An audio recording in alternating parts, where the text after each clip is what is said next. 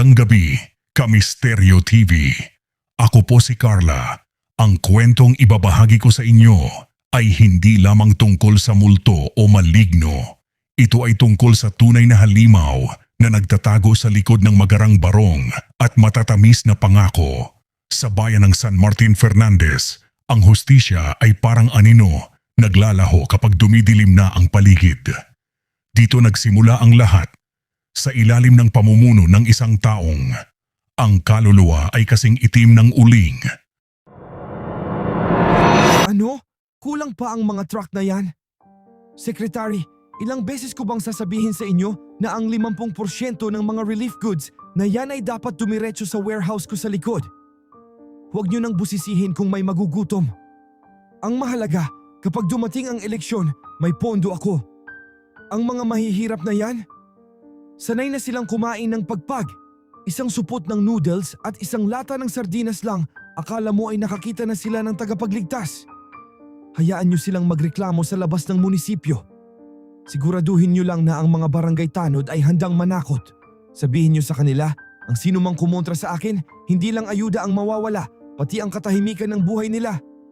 At yung anak ko, huwag nyo siyang pagdamutan. Kung gusto niya ng bagong sports car, ibigay nyo.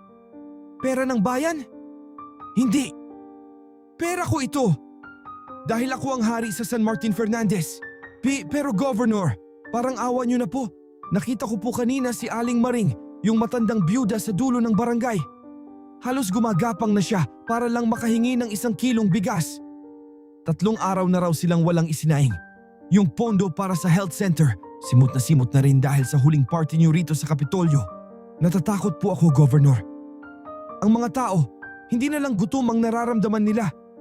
Puot na ang nakikita ko sa mga mata nila. At yung mga tanod nyo, sobra na po ang ginagawang pandarahas sa mga humihingi lang naman ng tulong. Hindi po ba kayo natatakot sa karma o sa batas?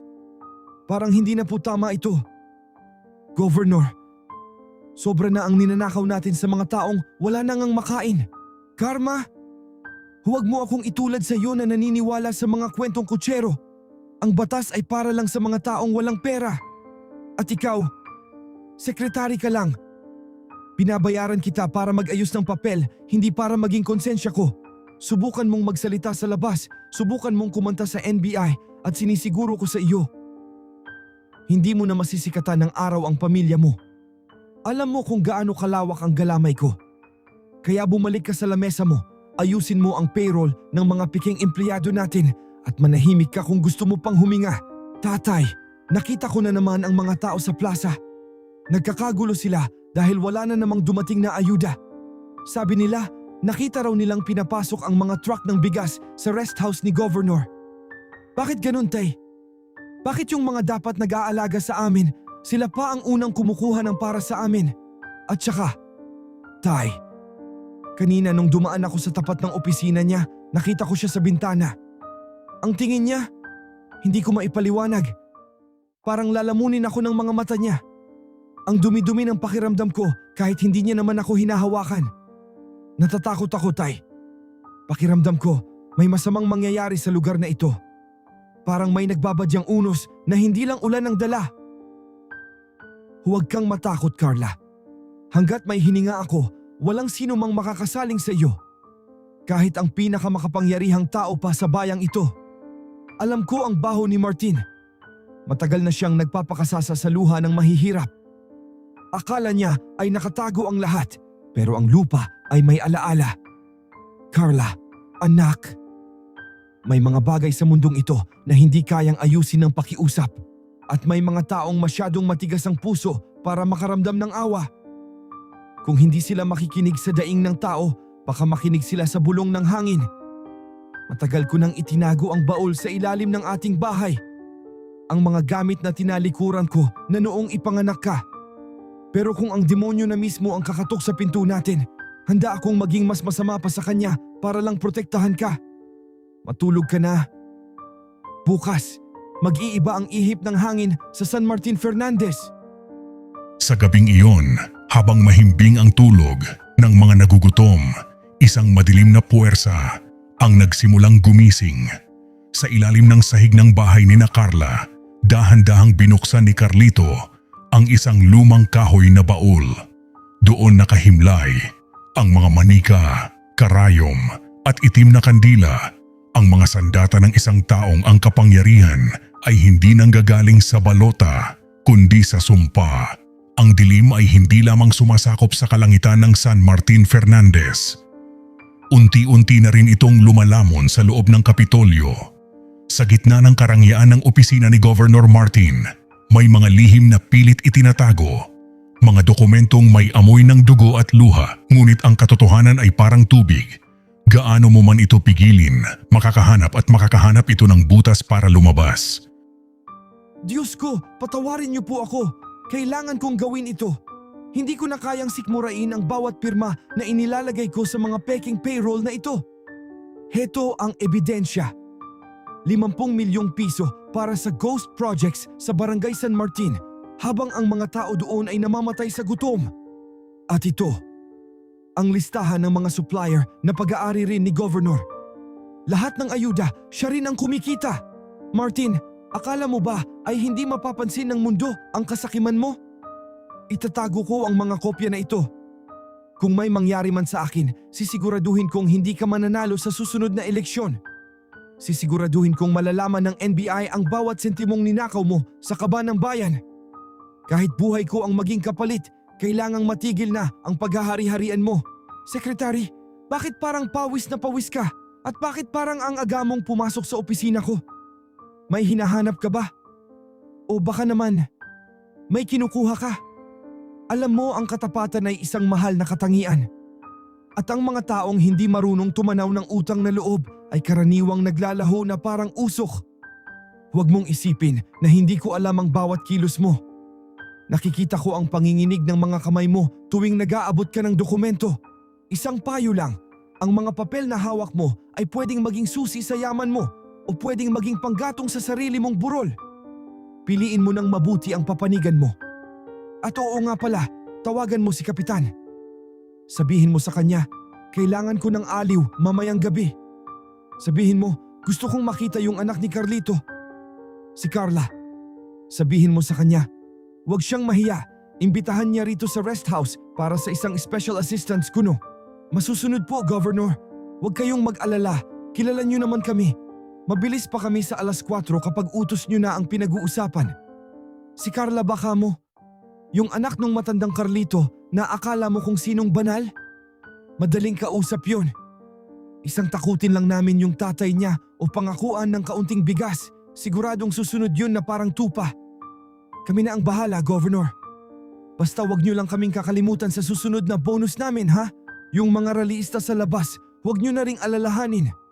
Pinatikim na namin ng yantok yung mga maingay kanina. Walang maglalakas loob na magsalita laban sa inyo hanggat kami ang nakabantay sa bawat kanto ng San Martin Fernandez. Kami ang batas dito dahil kayo ang nagpapakain sa amin. Tatay, may mga tanod na namang umaaligid sa labas ng bahay natin. Kanina, sinigawan nila si Mang Tomas dahil lang nagtatanong kung kailan darating ang bigas. Bakit parang nagiging kulungan na ang bayan natin? Tay, natatakot ako sa sinabi ni Secretary kanina nung nakasalubong ko siya. Sabi niya, mag-ingat ka Carla, huwag kang lalabas ng gabi.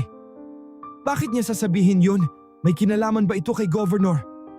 Tay, ayoko nang pumunta sa munisipyo. Ayoko nang makita yung mga mata ni Martin. Pakiramdam ko, bawat hakbang ko ay binabantayan nila. Parang may masamang espiritu na bumabalot sa paligid natin at kahit anong tago natin, mahahanap nila tayo. Huminahon ka, Carla. Manatili ka lang sa loob ng bahay. Ang mga asong ulol na yan ay tumatahol lang dahil may amo silang nagpapakain ng masama. Hayaan mo silang mag-abang. Ang hindi nila alam, bawat titig nila sa bahay na ito ay katumbas ng isang sumpa na unti-unting nabubuo sa aking mga kamay. Martin, akala mo ba ay sapat na ang mga tanod mo para protektahan ka? Ang perang ninakaw mo ay hindi makakabili ng proteksyon laban sa hanging dadating. Carla, anak, ihanda mo ang sarili mo. Hindi sapat ang magtago. Darating ang oras na kailangan nating harapin ang dilim, pero tandaan mo, ako ang humahawak ng mitsa. Ang kasakiman ni Martin ang magsisilbing mitsa ng sarili niyang impyerno. Magdasal ka anak, pero huwag mong kalimutang maging matatag. Ang mga piraso ng puzzle ay nagsisimula ng mabuo habang ang secretary ay naglalakas loob na magtraidor para sa katotohanan. Ang governor naman ay naghahanda ng isang bitag na sisira sa dangal ng isang inosente.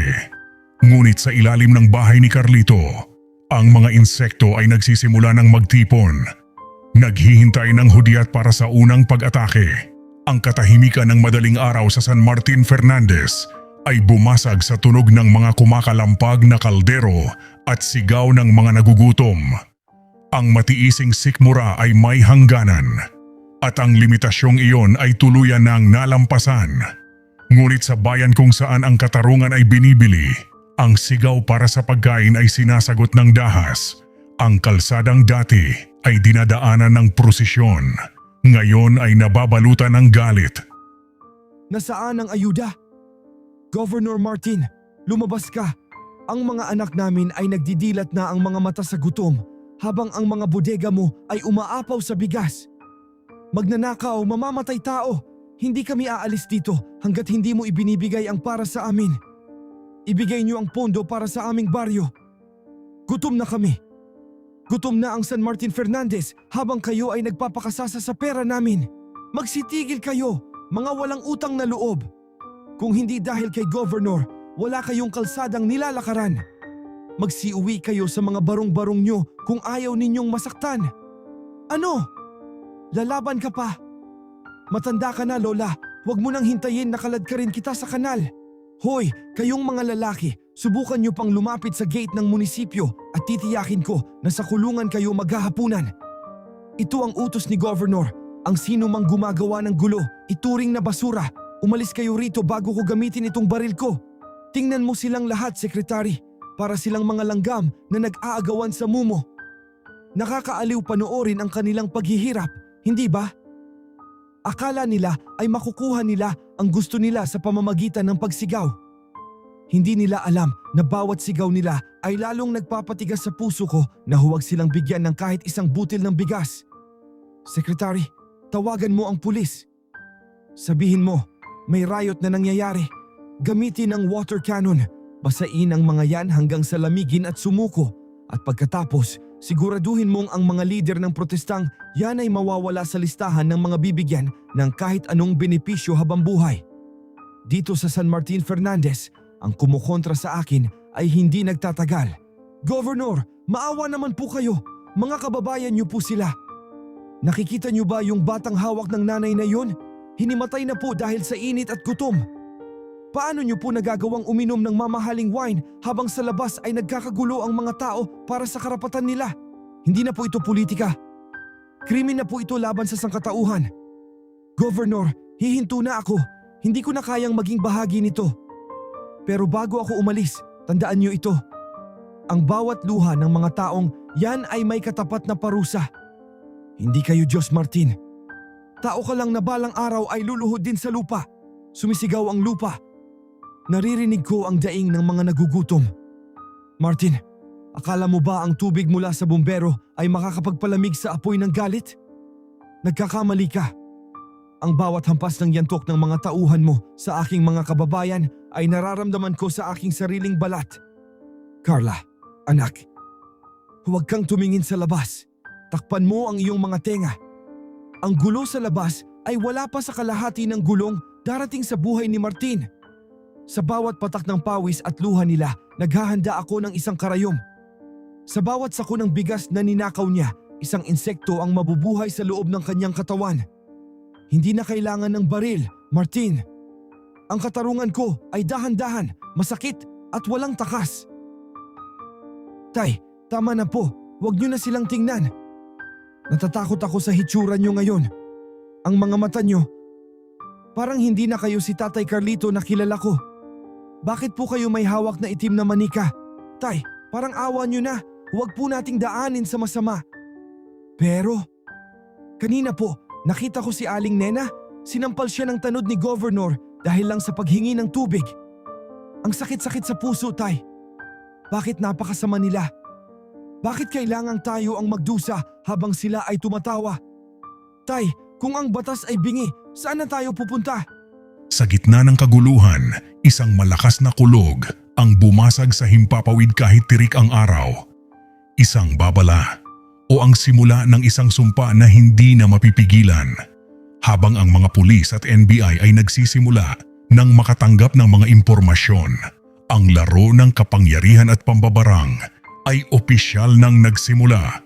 Matapos ang kaguluhan sa plaza, tila bumalik ang isang nakabibinging katahimikan sa San Martin Fernandez.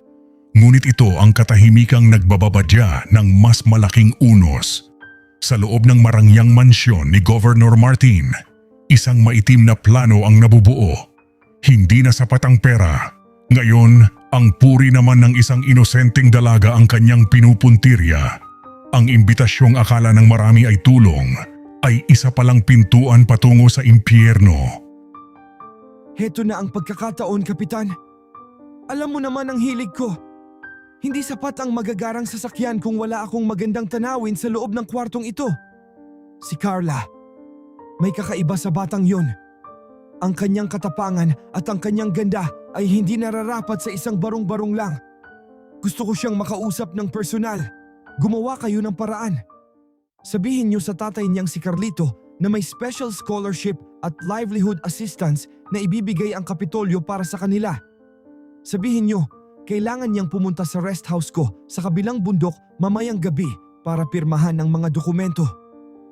At siguraduhin mong hindi siya makakatanggi. Gamitin niyo ang gutom nila. Isang sako ng bigas at 5,000 piso. Tingnan natin kung hindi lumabas ang daga sa pinagtataguan nito. Naku, Governor, napakatalino niyo talaga. Napakadaling paikutin ng mga yan, lalo na't kumakalam ang mga sikmura. Ako na ang bahalang maghatid ng balita kay Carlito. Tiyak na kagatlabi yun kapag nakita ang perang dala ko. At si Carla, sisiguraduhin naming maihahatid namin siya sa rest house niyo nang walang nakakakita. Gagawa kami ng dahilan. Sasabihin namin na kailangan ng confidential na pirmahan dahil special project ito. Pagkatapos niyo sa kanya, Governor, huwag niyo kaming kalimutan, ha? Kami na ang bahalang maglinis ng bakas kung sakaling mag-ingay ang tatay niya. Ang mahalaga, masiyahan kayo mamaya. Scholarship, tulong para kay tatay. Bakit ngayon lang, Kapitan? At bakit kailangan sa rest house pa ni Governor at hindi sa munisipyo? Tay, parang hindi maganda ang kutob ko rito. Noong huling beses na nakita ko si Governor, para akong nanliliit sa harap niya. Pero, kung totoo ito, makakabili na tayo ng gamot mo, Tay.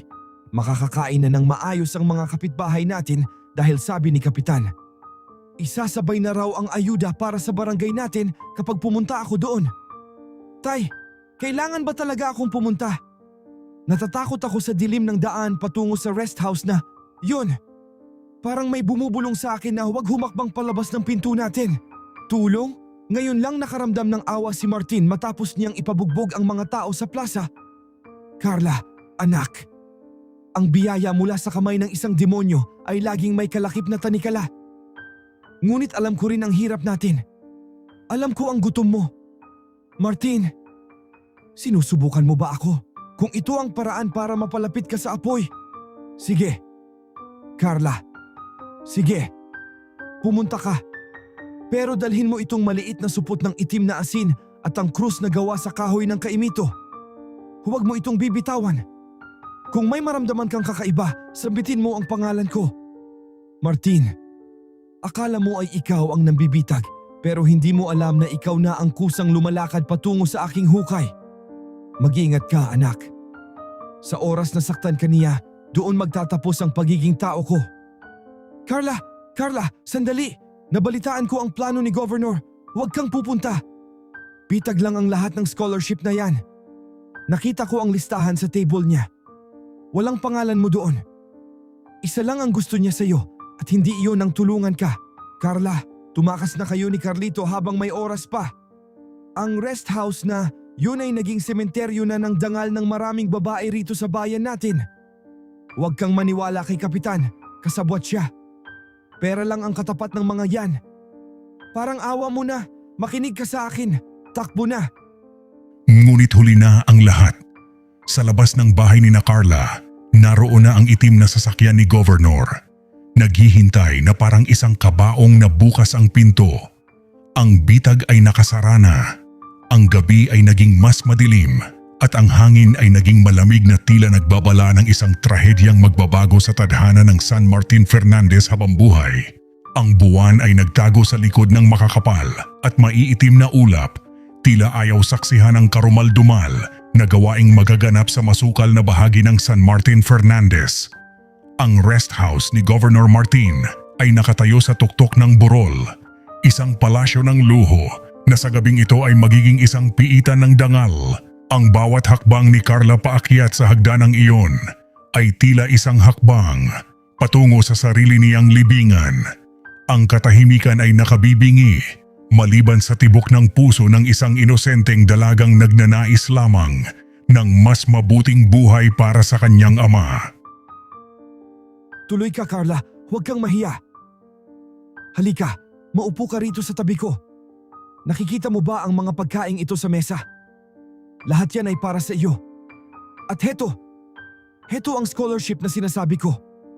Pero alam mo, Carla, sa mundong ito, walang ibinibigay ng libre. Ang lahat ay may kapalit. Napakaganda mo sa malapitan. Ang iyong balat, ang iyong bango. Sayang naman kung sa bukid ka lang tatanda. Pwede kitang gawing reyna rito sa bayan natin. Pwede nating pag-usapan ang kinabukasan mo, pero kailangan mo muna sa kong pasayahin. Huwag kang matakot. Ang mga tanod sa labas, binayaran ko sila para siguraduhin walang makakarinig sa atin. Kahit sumigaw ka pa hanggang sa mawalan ka ng boses, walang darating na tulong. Akin ka ngayong gabi, Carla. Akin ka, Governor. Nasaan po yung mga papel na pipirmahan ko? Ang sabi po ni Kapitan, para ito sa gamot ni tatay at sa pag-aaral ko. Bakit po niyo ako hinahawakan ng ganyan? Governor, parang awan niyo na po. Pabayaan niyo na po akong umuwi. Hindi ko po kailangan ng mansyon o ng masasarap na pagkain. Gusto ko lang po ng payapang buhay. Huwag niyo po akong babastusin. Nirerespeto po namin kayo bilang pinuno ng bayan. Bitawan niyo po ako. Tatay, tulungan niyo po ako. Bakit niyo nilak ang pinto? Governor, huwag po. Maawa po kayo sa amin na mahihirap. Huwag niyo pong kunin ang kaisa-isang bagay na natitira sa akin, ang dangal ko. Rinig mo ba yun? Ang lakas ng hiyaw ng anak ni Carlito. Nakakaawa rin kung iisipin, pero anong magagawa natin? Si Governor ang nagpapakain sa atin. Huwag ka nang makinig, magsindi ka na lang ng sigarilyo at uminom ng gin. Kapag natapos si Governor diyan, siguradong busog din ang bulsa natin bukas. Huwag mong intindihin yung sigaw niya, lilipas din yan. Ang mahalaga, tayo ang paborito ni boss. Isipin mo na lang na sa bawat iyak ng babaeng, yan, katumbas nun ay bagong motor o pambayad sa utang natin. Hayaan mo silang magdusa, ganyan talaga ang buhay sa ilalim ng malakas. Martin, naririnig ko ang boses ng aking anak. Nararamdaman ko ang bawat luhang pumapatak mula sa kanyang mga mata. Sa bawat hapdi na nararamdaman niya, isang karayom ang itutusok ko sa iyong puso. Sa bawat pagkakataon na hinihingi niya ang iyong awa na hindi mo ibinigay, isang sumpa ang kakapit sa iyong dugo. Ang itim na asin ay nagbabago na ang kulay. Ang manika ay nagsisimulang uminit. Martin, akala mo ba ay mataas ka dahil sa iyong pera? Ngayong gabi, sinisimulan ko nang hukayin ang iyong impyerno. Hindi ka mamatay agad. Dahan-dahan kitang tutunawin. Magsisimula ito sa iyong mga tauhan hanggang sa marating nito ang kaisa-isa mong minamahal. Wala kang takas.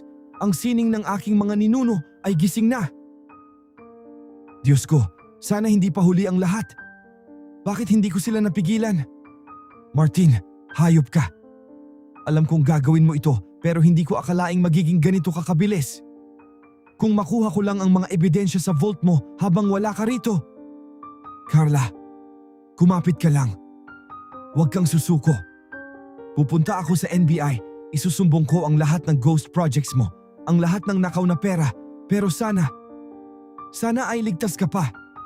Hindi mapapatawad ng langit ang gagawin mo sa batang yun ngayong gabi. Isang malakas na kidlat ang gumuhit sa langit. Kasunod ang isang mahabang sigaw ni Carla na tila bumasag sa kaluluwa ng gabing iyon. Ang krimen ay naganap. Ang kasakiman ay nagwagi sa panandaliang sandali. Ngunit sa maliit na dampa ni Carlito, ang mga insekto, Mga uod, ipis at alakdan ay nagsimulang lumabas mula sa baul, gumagapang patungo sa direksyon ng Kapitolyo. Ang barang na sumpa ay hindi na lamang isang kwento. Ito ay naging isang buhay na bangungot. Ang madaling araw ay dumating nang may dalang lamig na nanunuot hanggang sa buto. Sa kalsadang patungo sa dampa ni Carlito, isang anino ang dahan-dahang naglalakad. Pigtas ang damit, magulo ang buhok, at ang mga mata ay wala ng kislap ng buhay. Si Carla, ang dalagang dati ay puno ng pangarap, ngayon ay tila isang buhay na bangkay. Ang bawat hakbang niya ay marka ng pagdurusa na hinding-hindi na mabubura ng kahit anong agos ng panahon. Sa loob ng kanilang bahay naghihintay ang kanyang ama. Hawak ang isang lampara na ang apoy ay tila sumasabay sa puot ng kanyang damdamin. Si tatay, nandito na po ako. Patawad po. Patawarin niyo po ako kung hindi ko kayo napakinggan. Ang sakit-sakit po, tay. Akala ko po ay tutulungan nila tayo. Akala ko po ay may mabuting loob pa si Governor. Pero hayop siya, tay. Dinungisan niya ako. Pinagtulungan nila ako ng mga tauhan niya para hindi ako makalagpas sa pinto. Ang mga pangarap ko po para sa atin. Ang dangal na iningatan ko para sa inyo, wala na po, tay. Kinain na ng kasakiman nila. Bakit tayo pa, tay? Bakit kailangang ang mga tulad nating wala nang malalapitan ng lalong apihin? Pakiramdam ko po ay napakadumi ko. Gusto ko nang mawala, tay. Gusto ko nang matulog at huwag na sanang magising pa sa mundong ito na napakabagsik. Huwag mong sabihin yan, Carla. Tumingin ka sa akin, anak. Tumingin ka sa mga mata ko. Ang dumi na nararamdaman mo ay hindi sa iyo. Nanggaling iyan sa taong ang kaluluwa ay mabulok pa sa basura. Hindi ka dapat humingi ng tawad dahil ako. Ako ang dapat humingi ng tawad sa iyo. Hinayaan kong maniwala ka sa kabutihan ng taong iyon. Pero tapos na ang panahon ng pag-iyak, Carla. Halika rito, maupo ka. Hayaang ang mga luha mo ay pumatak sa manikang ito. Martin, akala mo ba ay natapos na ang gabi mo sa paggawa ng karumihan? Nagkakamali ka. Ngayong araw isinusumpa ko sa ngalan ng lahat ng aking ninuno. Bawat hibla ng iyong buhok, bawat patak ng iyong dugo ay magiging pugad ng mga uod. Hindi ka makakatulog. Hindi ka makakakain. Hanggang sa hilingin mo na ang kamatayan ay dumating pero hindi ka nito kukunin. Pre, ano to? Bakit parang may gumagapang sa loob ng barong ko? Kanina pa ako nangangati pagkaalis ng bata sa rest house. Tingnan mo ang braso ko. Bakit may mga butlig na kulay itim? At ang hapdi. Parang may mga maliliit na karayom na tumutusok sa loob ng laman ko. Pre, tulungan mo ako. Aray, may lumabas na uod sa sugat ko. Paanong nangyari to? Hindi naman ako sugatan kanina. Baka totoo ang sabi-sabi tungkol sa tatay ni Carla. Baka kinarma na tayo. Governor, tulungan niyo kami. May kakaiba kaming nararamdaman. Magsitahimik kayo, mga inutil, napaka-overacting nyo. Siguro ay nakakuha lang kayo ng surot doon sa rest house o baka kung anong insekto lang sa gubat yan. Huwag niyo akong idamay sa mga katangahan nyo. Ano bang to? Bakit ang pait ng laway ko? Parang may buhangin sa lalamunan ko. Bakit ang pula ng mga mata ko? Secretary, dalhan mo ako ng tubig. Ngayon din, at tawagan mo yung doktor ko sa Maynila. Sabihin mo kailangan ko ng check-up. Pero, yung mga tanod, paalisin mo ang mga yan. Ayokong makita ang mga mukha nilang puno ng sugat. Peste! Hindi tubig ang kailangan mo, Governor. Ang kailangan mo ay ang humingi ng tawad sa langit kung pakikinggan ka pa. Nakikita mo ba yan? Ang mga langgam ay hindi pumupunta sa pagkain mo, kundi sa mismong katawan mo. Alam ko ang nararamdaman mo dahil nakita ko kung paano mo sirain ang buhay ng isang inosente. Ngayon panoorin mo ang sarili mo na mabulok sa gitna ng yaman mong ninakaw. Aalis na ako, Martin. At dala ko ang lahat ng dokumento na magpapatunay na ikaw ang pinakamalaking salot sa San Martin Fernandez. Mabulok ka sana sa sarili mong impyerno. Habang ang sekretary ay mabilis na tumatakas dala ang mga ebidensya, sa dampa ni Carlito ay nagsimula na ang ritual. Ang usok ng itim na kandila ay bumabalot sa buong silid at ang bawat tusok ng karayom ni Carlito sa manika ay sinasabayan ng isang malakas na hiyaw mula sa Kapitolyo. Ang hustisya ay hindi nadadaan sa korte. Ito ay dadaan sa hapdi ng barang na walang pinipiling oras. May kasabihan na ang hustisya ay bulag, ngunit sa bayan ng San Martin Fernandez, ang hustisya ay hindi lamang bulag. Ito ay may presyo. Sa loob ng presinto, ang amoy ng luma at maruming papel ay humahalo sa amoy ng kape at sigarilyo ng mga pulis na mas tapat sa kanilang bulsa kaysa sa kanilang sinumpaang tungkulin. Si Carla, sa kabila ng panghihina, ay naglakas loob na tumayo sa harap ng batas. Hindi alam na ang batas na ito ay matagal na ring binili ng kanyang kaaway. Sir, heto po ang affidavit ko. Isinusumbong ko po si Governor Martin Maniakis. Siya po, pinilit niya ako sa rest house niya nung nakaraang gabi. Pinangakuan niya po kami ng tulong pero hayop po ang ginawa niya sa akin. Heto po ang mga pasa ko sa braso. Heto po ang punit na damit ko. Parang awa niyo na po, Chief. Hulihin niyo siya. Huwag niyo pong hayaan na makapanakit pa siya ng iba. Tao rin po kami, kahit mahirap lang. May dangal din po kaming iniingatan. Pakiramdam ko po ay namamatay ako sa tuwing naaalala ko ang nangyari. Tulungan niyo po kaming makamit ang katarungan. Kayo na lang po ang pag-asa namin. Ano ka mo, si Governor Martin? Alam mo ba ang sinasabi mo, Ning? Si Governor ay isang respetadong tao rito sa atin. Marami na siyang natulungan. Baka naman nagkamali ka lang ng intindi sa special assistance niya. O baka naman, kusa kang pumunta roon para humingi ng pera at nung hindi mo nakuha ang gusto mo, dito ka tatakbo sa amin para mag-iskandalo? Mahirap ang paratang mo, Carla. Malakas ang kapit ni Governor sa taas. Kung ako sa'yo, umuwi ka na lang, magpahinga at huwag mo nang palakihin ang gulo. Masisira lang ang pangalan mo sa buong bayan. Anong sabi mo? Respetado? Ang hayop na yun ay dinungisan ng anak ko at sasabihin niyo sa aming manahimik na lang? Kaya ba kaya may mga tsapa sa dibdib niyo ay para protektahan ang mga kriminal na tulad niya? Nakita ko ang itim na sasakyan ni Governor na tumigil dito sa labas bago kami pumasok. Magkano ang ibinayad niya sa inyo para maging bingi at bulag? Sabihin mo sa akin, Chief, magkano ang halaga ng puri ng anak ko para sa inyo? Huwag niyo kaming talikuran dahil kapag ang batas ng tao ay nabigo, hindi niyo magugustuhan ang batas na ipapataw ko sa inyong lahat. Chief, narinig mo ba yan? Pananakot yan sa mga otoridad. Ang matandang Carlito na yan ay luko-luko. Sabihin mo sa kanila, wala silang ebidensya. At kung magpapatuloy sila sa paggawa ng kwento, ako mismo ang magsasampa ng libel sa kanila at ipapakulong ko sila sa kasong panggugulo. Chief, alam mo naman ang allowance niyo buwan-buwan, hindi ba? Siguraduhin mong hindi sila makakalabas ng presinto nang hindi binabawi ang reklamo.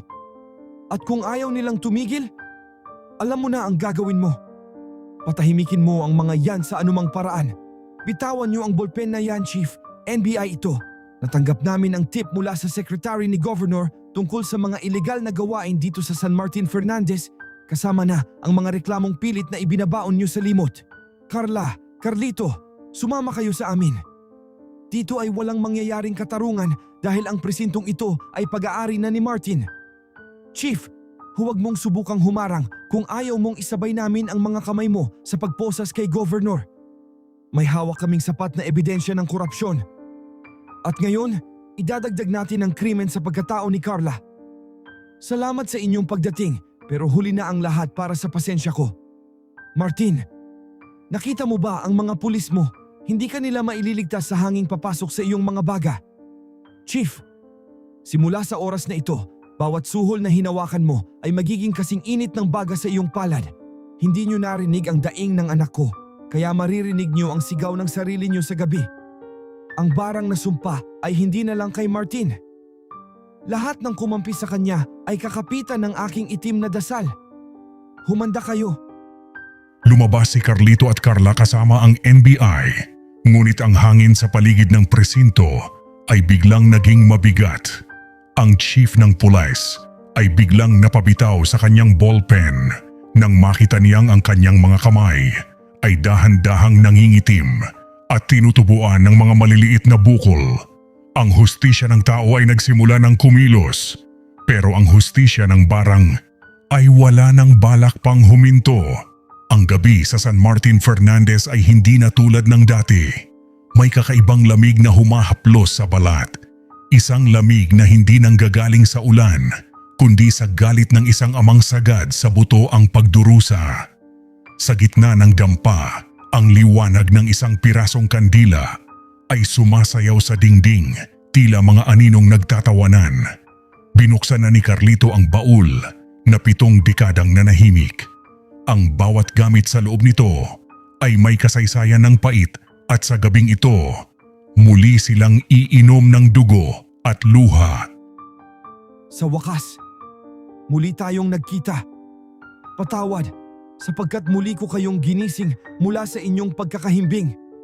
Pero ang mundong ito ay hindi na makatarungan. Ang mga taong dapat ay nagtatanggol sa amin ay naging mga asong ulol na sumasamba sa pera. Martin, akala mo ba ay natapos ang lahat sa presinto? Akala mo ba ay sapat na ang pera mo para patahimikin ang langit at lupa?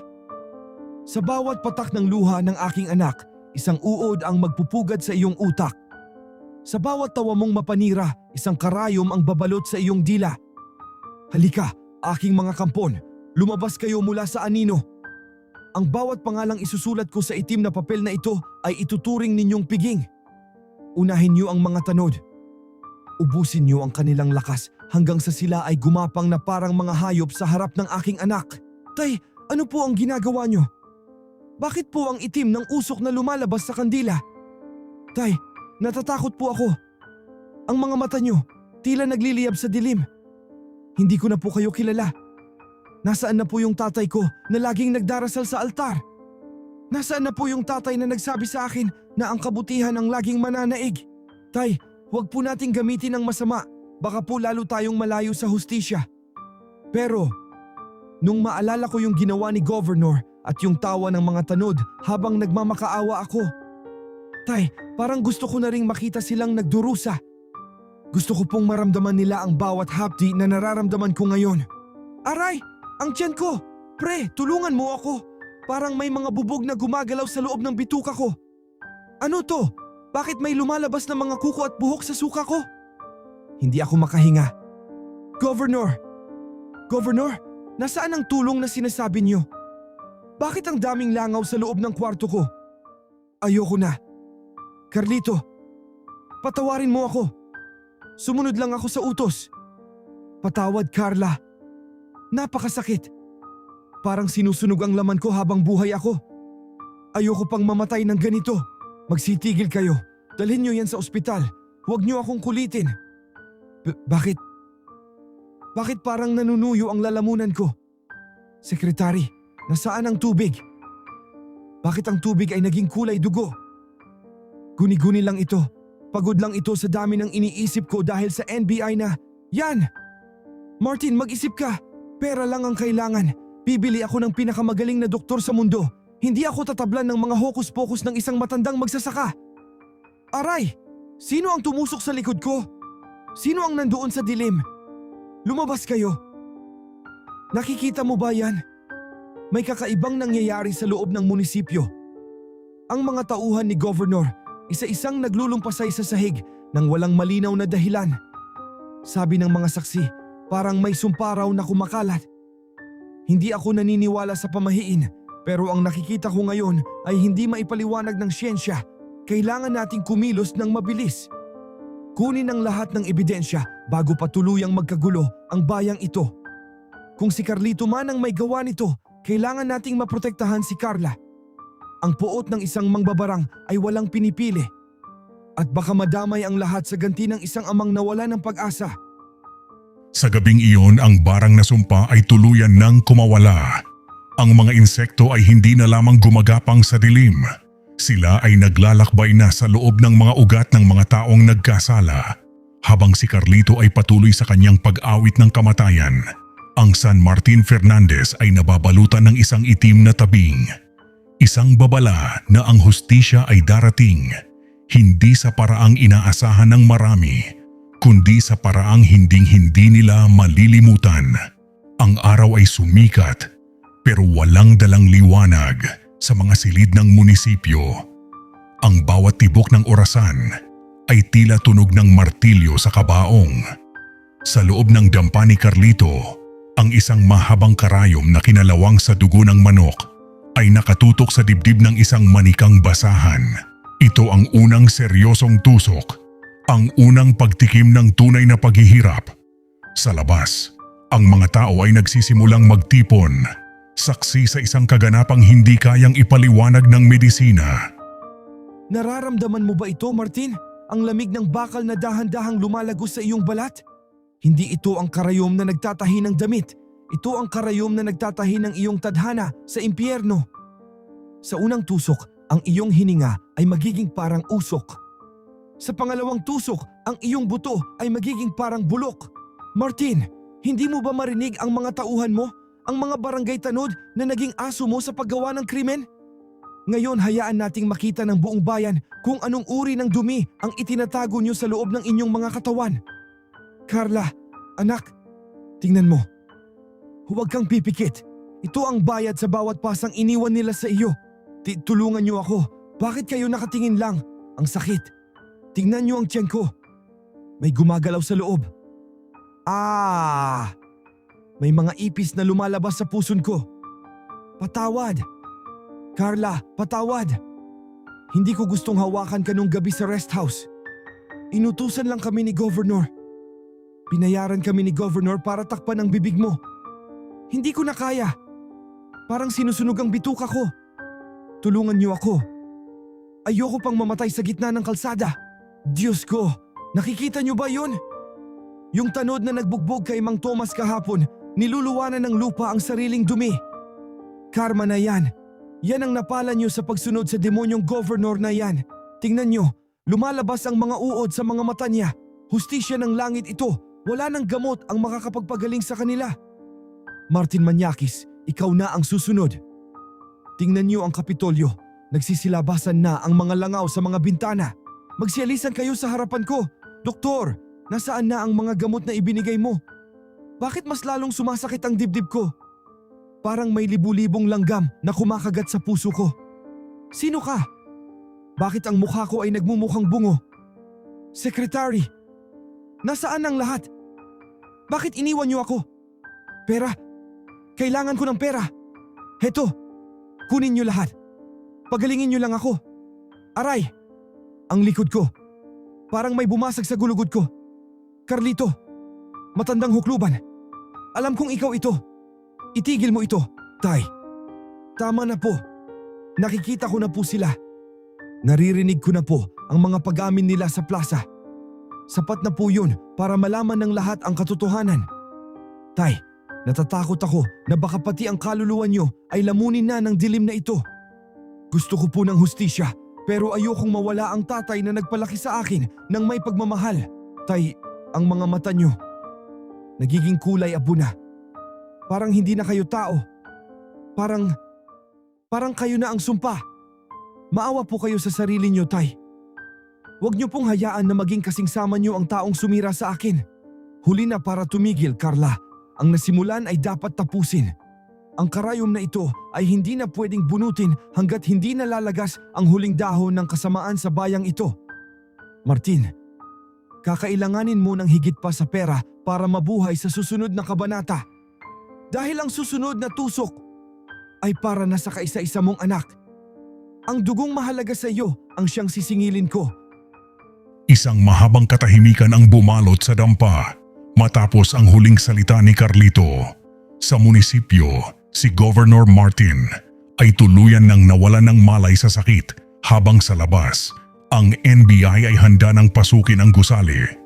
Ngunit ang pinakamabigat na parusa ay hindi magmumula sa posas, kundi sa pag-iyak ng isang ama na makikita ang sariling anak na dahan-dahang naglalaho. Habang ang bayan ng San Martin Fernandez ay nalilito sa pagitan ng takot sa sumpa at galit sa gobyerno, isang babae ang may hawak ng susi sa katotohanan.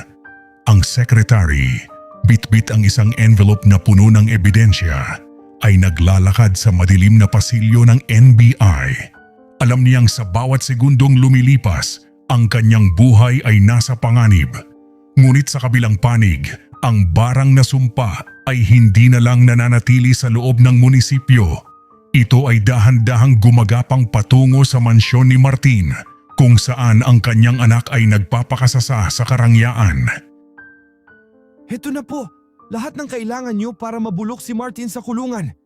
Ang mga ghost projects, ang mga sako ng bigas na nabulok sa warehouse niya habang ang mga tao ay nagugutom at ang mga pirma ng mga peking benepisyaryo. At higit sa lahat, ang CCTV footage ng gabi kung kailan dinala si Carla sa rest house. Patawarin niyo ako kung ngayon lang ako lumabas. Takot na takot ako. Nakita ko kung paano mawala ang mga taong sumubok kumontra sa kanya. Pero hindi ko na kayang sikmurain ang bawat tili ni Carla na naririnig ko sa aking panaginip. NBI, parang awa niyo na. Bago pa maubos ang mga tao sa bayan dahil sa sakit na hindi maipaliwanag, itigil niyo na ang hayop na yan. Martin is a monster and he will burn this town down just to save his own skin. Huminahon ka, miss. Ginagawa mo ang tama. Sapat na ang mga dokumentong ito para maglabas kami ng warrant of arrest. Napakalinaw ng mga bakas ng pagnanakaw. Pero may kailangan kaming malaman. Ano itong balita tungkol sa mga tanod na nagkakasakit? Totoo ba na may mangkukulam o mangbabarang na kumikilos? Sa record namin si Carlito ay may kasaysayan ng ganitong gawain bago siya tumigil. Kailangan naming mahanap si Carla at ang tatay niya. Hindi namin pwedeng hayaang dumanak ang dugo sa labas ng batas. Kung totoo man ang sumpa, kailangan itong matigil bago pa maging anarkiya ang San Martin Fernandez. Daddy? Daddy, where are you? Bakit ang daming pangit na insekto sa loob ng kwarto ko? I told the maids to clean it and look at my skin. Oh my God, bakit may mga itim na spots sa mukha ko? Bukas na ang debut ko. I spent millions for that party. Dad, why are you crying on the floor? Wake up. Tell them to fix my face. Aray, something bit me. May gumagapang sa loob ng damit ko. Dad, help me. I can't breathe. It feels like something is choking me from the inside. Huwag ang anak ko. Carlito, maawa ka. Ako na lang ang saktan mo. Huwag ang kaisa-isa kong kayamanan. Secretary, nasaan ka? Ibalik mo ang mga papel. Babayaran kita. Kahit magkano. Anak, lumayo ka sa akin. Ang dumi ko. Ang dumi-dumi ng tatay mo. Bakit pati ikaw ay nadamay? Ito ba ang kabayaran? Ito ba ang kapalit ng bawat pisong kinuha ko sa kanila? Carlito, parang awa mo na. Itigil mo na ang ritual. Papatayin ko na ang sarili ko. Huwag lang ang anak ko. Ngayon mo lang nalaman ang halaga ng awa, Martin? Noong hinihingi ni Carla ang awa mo, nasaan ka?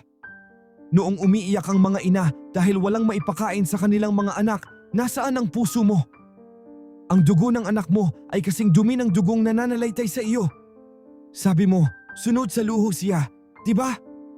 Ngayon, hayaan nating sumunod siya sa sumpa. Ang bawat mamahaling hiyas na binili mo para sa kanya ay magiging kasing bigat ng bato sa kanyang dibdib. Martin, ang iyak ng anak mo ang magiging huling musikang maririnig mo bago ka mabulok sa rehas. Hindi ako hihinto hanggat hindi mo nararanasan ang mawalan ng lahat gaya ng pagkawala ng dangal ng aking anak. Tay, naririnig ko ang iyak ng isang babae mula sa kabilang burol. Anak ni Governor yun, di ba? Tay, wala siyang kasalanan sa ginawa ng tatay niya. Siya ay biktima rin ng kasakiman ni Martin. Tay, parang awa niyo na. Sapat na ang parusa kay Governor at sa mga tanod. Huwag na nating idamay ang mga walang malay. Kapag itinuloy niyo ito, hindi na tayo magkaiba sa kanila. Magiging halimaw na rin tayo. Tay, ibaba niyo na ang karayom. Hayaan nating ang NBI at ang batas ang tumapos sa laban na ito. Parang awan niyo na. Tay, ibalik niyo ang dati kong tatay. Sa pagitan ng galit ng isang ama at ang pakiusap ng isang anak, ang kapalaran ng San Martin Fernandez ay nakabitin sa isang manipis na hibla. Habang ang mga sasakyan ng NBI ay mabilis na umaakyat sa burol patungo sa mansyon, ang sumpa ay umabot na sa rurok nito. Ang gabi ay muling magbabago. At ang susunod na kabanata ay magtatakda kung may puwang pa nga ba ang patawad sa gitna ng matinding paghihiganti. Ang mansyon ng mga manyakis ay tila isang kabaong na gawa sa ginto. Sa loob nito, ang bawat kagamitan ay binili mula sa nakaw na pondo at sa gutom ng libu-libong mamamayan. Ngunit sa gabing ito, ang ginto ay nagmula sa sumpa. Ang anak ni Martin, si Cassandra, na hindi kailanman nakaranas humawak ng dumi o magbanat ng buto, ay nakaharap sa isang salamin na hindi na kagandahan ang ipinapakita. Ang sumpa ni Carlito ay hindi lamang nananakit ng laman. Ito ay naninira ng kung ano ang pinakainiingatan ng biktima. Hindi ito maaari. Ang mukha ko, bakit may mga uod na gumagapang sa ilalim ng balat ko? Daddy, look at me. I spent 6 digits for my skincare, but why does my skin smell like a decaying corpse? Yung designer dress ko, bakit puno ng mga itim na langaw? Someone help me. Yaya, where are the maids? Bakit lahat sila ay nagsisitakbo palabas? My hair! Dad, my hair is falling out. Parang may humihila sa anit ko. Is this because of the money? Is this because of what they say about you, Dad? I don't want this wealth anymore. I just want to be normal. Take it all back. Take the cars, the jewelry, the bags. Just make the pain stop. Parang sinusunog ang buong pagkatao ko. Cassandra, anak, huwag kang titingin sa salamin. Patawarin mo ako, anak.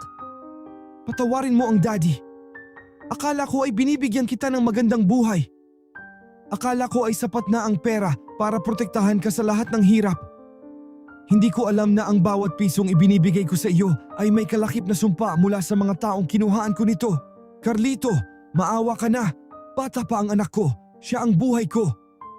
Ako na lang ang uudin. Ako na lang ang mabulok. Huwag lang ang anak ko. Handa akong ibalik ang lahat. Ibibigay ko ang lahat ng titulo ng lupa, ang lahat ng pera sa bangko. Ituro niyo lang kung paano ito ititigil. Cassandra, kumapit ka. Huwag mong iiwan si Daddy. Nararamdaman mo ba ang hapdi, Martin? Ang bawat iyak ng anak mo ay katumbas ng bawat pamilyang sinira mo. Sabi mo, sunod sa luho siya. Ngayon hayaan nating ang luho niya ang pumatay sa kanya. Ang mga hiyas sa leeg niya ay magiging kasing bigat ng kadena. Ang gintong ninakaw sa balat ay kakapit. Ang luhong tinamasa magiging pasakit. Martin, hindi sapat ang pagsisisi kapag huli na ang lahat. Ang katarungan ay hindi isang negosyo na pwedeng bayaran. Ang katarungan ay isang utang na dapat bayaran ng dugo at pagdurusa. Panoorin mo ang iyong reyna na maging isang bangkay sa harap ng iyong mga mata gaya ng panunood mo sa pagguho ng dangal ng aking anak. Tay, tama na po. Naririnig ko ang sigaw niya hanggang dito. Tay, sapat na ang makita si Governor na luhod sa lupa. Pero ang anak niya, nakikita ko ang sarili ko sa kanya. Pareho kaming biktima ng mga maling desisyon ng mga taong dapat ay nagpoprotekta sa amin. Tay, kung itutuloy niyo ito, magiging katulad niyo na rin si Governor, isang taong walang puso. Parang awa niyo na po, Tay. Itigil niyo na ang ritual na ito. Kung gusto niyo pong magbago ang buhay ko, simulan natin sa pagpapatawad. Hindi po mabubura ng pagkamatay ni Cassandra ang nangyari sa akin. Tay, ibalik niyo po ang liwanag sa mga mata niyo. Governor, patawad. Aalis na ako. Hindi ko na kaya. Ang anak niyo, si Ma'am Cassandra, wala na pong tumutulong sa kanya. Ang mga guards ay nagtakbuhan na dahil sa takot sa sumpa. Carlito, patawarin mo ako. Carla, patawad. Ang mansyon na dati ay sentro ng kapangyarihan ay naging sentro ng katatakutan. Sa bawat sigaw ni Cassandra, ang mga pader ng mansyon ay tila nagpapakita ng mga mukha ng mga taong nag-utom, habang si Martin ay yakap-yakap ang kanyang anak na dahan-dahang nawawala ng malay. Ang mga sirena ng NBI ay mas lalong lumalakas. Ngunit ang tanong ay mananatili, sapat na ba ang parusa? O ang sumpa ni Carlito ay wala ng balak tumigil hanggat walang buhay na kinukuha? Ang mga sirena ng NBI ay bumabasag sa katahimikan ng gabi. Ang kanilang mga pulang ilaw ay humahalo sa madilim na aura ng mansyon ni Martin. Ngunit sa pagpasok nila sa tarangkahan, hindi mga armadong bodyguard ang sumalubong sa kanila, kundi ang amoy ng nabubulok na laman at ang bilyon-bilyong langaw na tila bumubuo ng isang pader. Sa loob ng marangyang salas, ang barang na sumpa ay naging isang pisikal na realidad. Ang dugo ni Martin ay hindi na lamang dumadaloy sa kanyang mga ugat. Ito ay naging lason na kumikitil sa kaisa-isang taong mahalaga sa kanya. Diyos mio, ano itong nakikita ko? Team, huwag kayong lalapit ng walang protective gear. Look at the floor. Gumagalaw ang sahig sa dami ng uod. Governor Martin? Governor, sumuko na kayo. May warrant of arrest kami laban sa inyo para sa plunder at human rights violations. Pero, anong nangyari sa anak nyo? Cassandra, bakit? Bakit ang kanyang mga hiyas ay tila nakabaon na sa kanyang balat? Chief, tumawag kayo ng ambulance. Pero sa tingin ko, hindi doktor ang kailangan dito. Ito ang sinasabi ng mga tao sa baryo. Ang sumpa ni Carlito ay totoo. It's not just a myth. It's happening right in front of us. Daddy, it hurts so much. Bakit ang ginto sa leeg ko ay tila nagiging mainit na bakal? I can see them, Dad. The faces of the hungry children. They are reaching out to me. Sinasakal nila ako gamit ang mga perang ibinigay mo sa akin. Dad, please. Stop this. Tell that man to stop. I don't want to die like this. Smelling like trash. Looking like a monster. Patawarin mo ako, Carla. Hindi ko alam na ang bawat party ko ay galing sa luha mo. Daddy, I'm scared. It's so dark. And the insects, they are eating me from the inside. Hulihin niyo na ako. Ikulong niyo na ako sa pinakamadilim na selda. Just save my daughter. Sir, please. Gamitin niyo ang lahat ng perang ninakaw ko. Ibigay niyo sa mga tao, sa hospital, kahit kanino. Just make this curse stop. Carlito, nasaan ka? Lumabas ka. Harapin mo ako. Ako ang nagkasala, huwag ang anak ko. Isang ama ka rin, Carlito. Paano mo nasisikmurang makita ang ganitong paghihirap? Martin, manyakis na ako, sige. Pero ang anak ko ay walang kinalaman sa pagnanakaw ko. Papatayin niyo ba siya para lang sa galit niyo sa akin? Walang kinalaman. Ang bawat pagkain kinain niya ay ninakaw mo sa bibig ng mga ulila. Ang bawat damit na isinuot niya ay hinabi mula sa pagdurusa ng mga magsasaka. Martin, ang dugo mo ay dumadaloy sa kanya. Ang sumpa sa dugo ay hindi pwedeng piliin. Dugo sa dugo. Buhay sa buhay. Ang kasalanan ng ama sa anak ang alay. Ang bawat gintong ibinigay mo sa kanya ay magiging bigat na hihila sa kanya patungo sa hukay. Ngayon damhin mo ang hapdi ng mawalan ng lahat. Hindi ka makukulong ng buhay ang anak mo, Martin. Dadalhin mo ang imahe ng kanyang paghihirap sa loob ng iyong selda hanggang sa mabaliw ka. Tay, tama na. Ayoko na po nito. Hindi po ito ang hustisyang gusto ko. Nakikita ko si Cassandra. Tay, nagmamakaawa siya. Kung papatayin niyo siya, hindi po ako magiging masaya. Magiging kasing sama lang tayo ni Martin.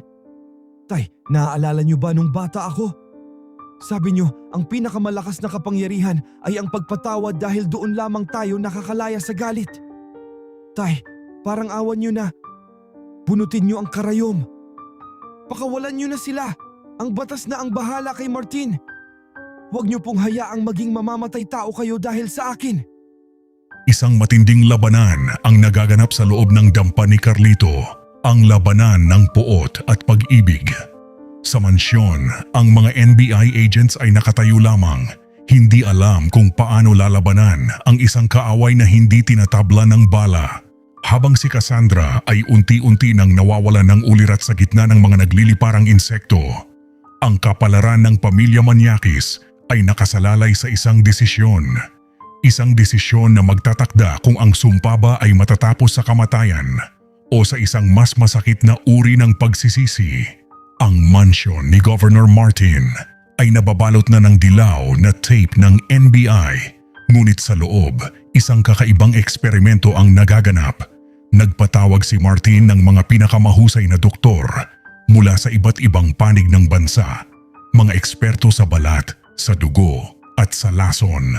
Ngunit habang pilit nilang binibigyan ng paliwanag ang mga uod na lumalabas sa balat ni Cassandra, ang mga makina sa loob ng kwarto ay nagsisimulang magloko. Ang palasyo ay naging isang piitan ng takot kung saan ang bawat turok ng dextrose ay nagiging turok ng kamatayan. Governor, hindi ko na alam ang gagawin. Ang bawat sample ng dugo na kinukuha namin kay Cassandra ay nagiging itim na putik sa loob lamang ng ilang segundo. At ang mga uod na ito, hindi sila normal na parasite. Ang DNA nila ay hindi tumutugma sa anumang insekto sa mundo. Para silang nabubuhay sa galit. At Governor, ang balat ng anak niyo, kapag tinutusok namin ng karayom para sa gamot, ang karayom ang nababali. Parang bakal ang tigas ng kanyang balat sa labas pero nabubulok ang laman sa loob. Patawad, Governor. Wala sa anumang medical textbook ang sakit na ito. Hindi namin kayang gamutin ang isang bagay na hindi namin naiintindihan. Anong hindi nyo maintindihan? Binabayaran ko kayo ng milyon-milyon para sa talino nyo. Gamitin nyo ang pinakabagong teknolohiya. Operahan nyo siya. Alisin nyo ang mga hayop na yan sa loob ng katawan niya. Cassandra, anak, huwag kang susuko. Dadalhin kita sa ibang bansa. Dadalhin kita sa Amerika. Aray, bakit pati ako? Bakit parang may mga kuko na kumakamot sa puso ko? Doktor, tignan nyo rin ako. Carlito, alam kong nanonood ka. Itigil mo na ito. Handa na akong sumuko sa NBI. Handa na akong aminin ng lahat. Maawa ka lang sa anak ko. Daddy? Stop it. The doctors can't help me. I can hear the chanting. Dad, it's a song of sorrow. Every time I close my eyes, I see the people of San Martin Fernandez pointing at me. They are saying, "Look at the girl who wore our hunger on her neck as a diamond necklace." It's so heavy, Dad. The air smells like rot and no perfume can cover it. Daddy, just tell the truth. Maybe if you tell the truth, the insects will leave me. I don't want to die in this golden cage. I'm so scared of the dark. Please, Dad. Give back the money. Give back their lives. Agam? Akala mo ba, Martin, ay sapat ang talino ng tao para burahin ang marka ng sumpa? Ang mga uod na nakikita nila ay hindi nanggaling sa dumi. Nanggaling iyan sa iyong mga pangako na hindi mo tinupad. Bawat gamot na iturok, lalong lalalim ang tusok.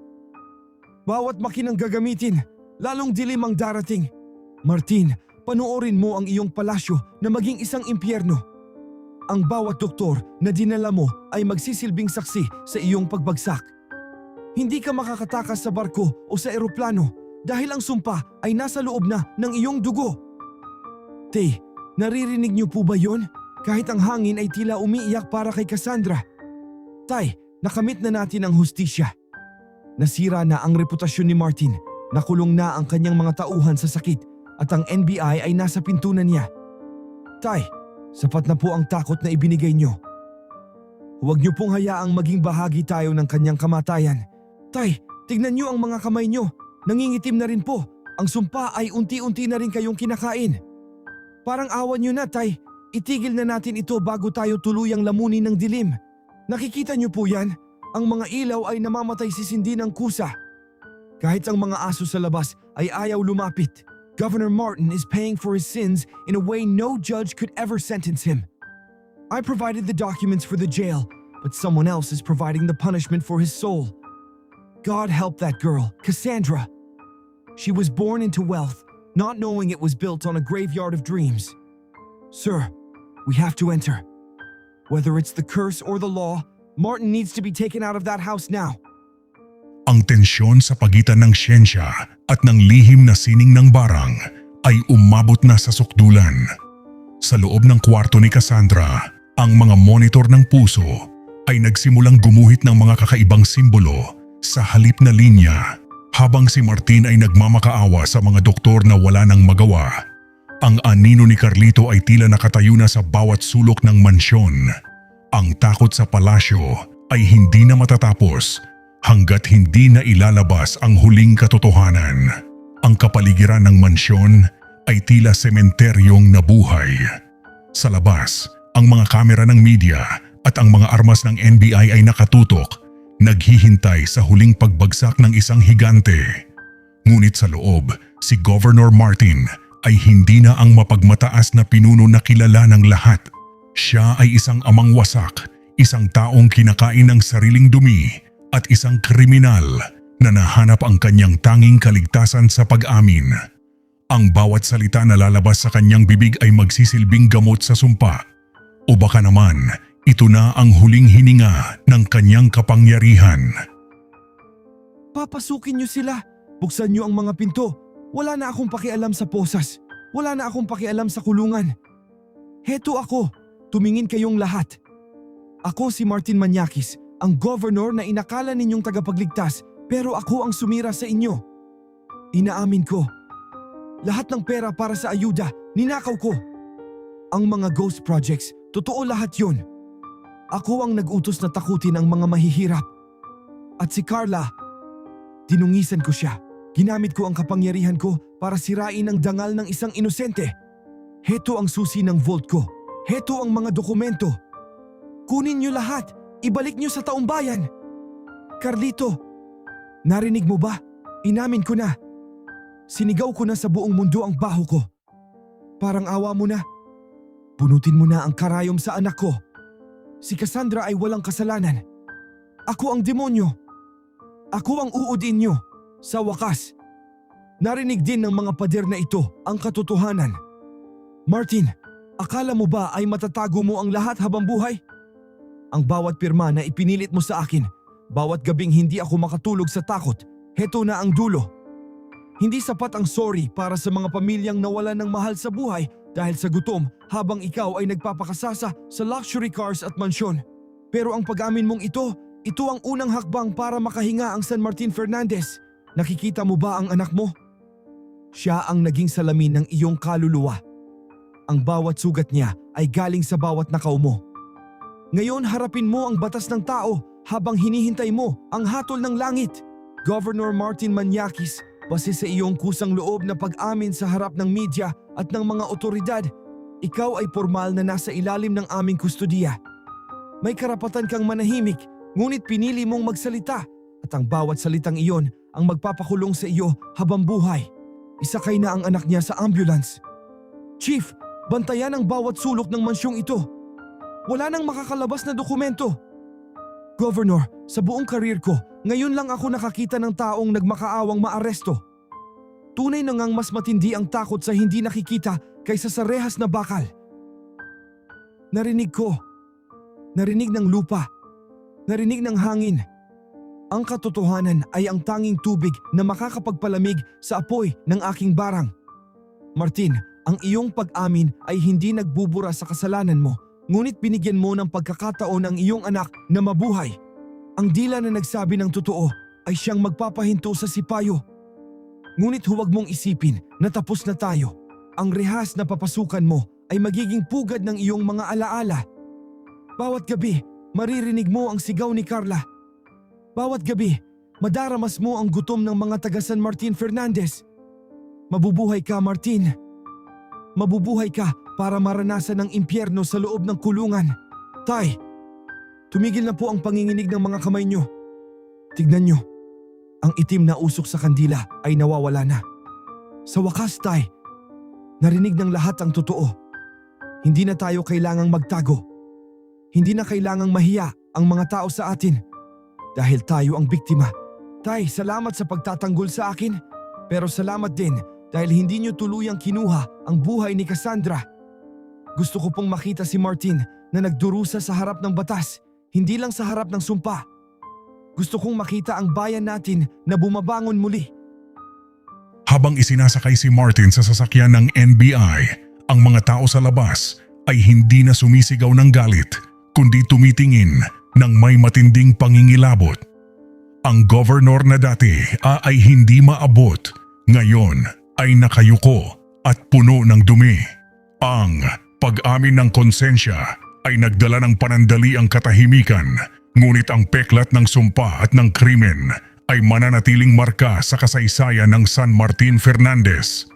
Ang hustisya ay nagsimula ng gumiling At walang sinuman, gaano man kayaman, ang makakatakas sa bigat nito.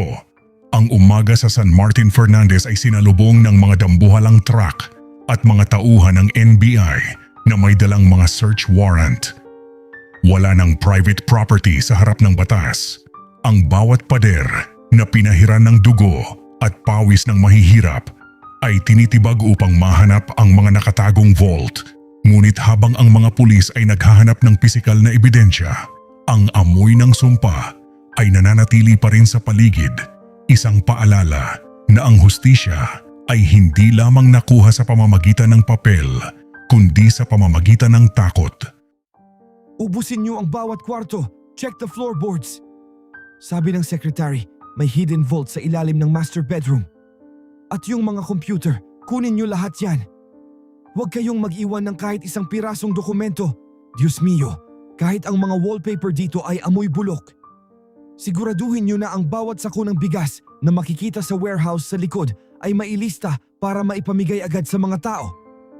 Governor Martin thought he was untouchable. Well, look at this now. His palace is being torn down piece by piece. Walang matitirang bato sa ibabaw ng isa pang bato. Dito po. Sa likod ng painting na ito, ang biometric scanner. Diyan niya itinatago ang mga original na kontrata ng mga ghost projects at ang listahan ng mga opisyal na binabayaran niya sa Manila. Ngayong araw, gumaan ang pakiramdam ko. Parang may tinanggal na malaking tinik sa lalamunan ko. Kahit pa makulong ako bilang accomplice, tatanggapin ko. Mas mabuti nang nasa loob ng rehas na payapa ang isip kaysa nasa labas na kasama ng isang halimaw na tulad ni Martin. Sir, pakicheck din po yung garden.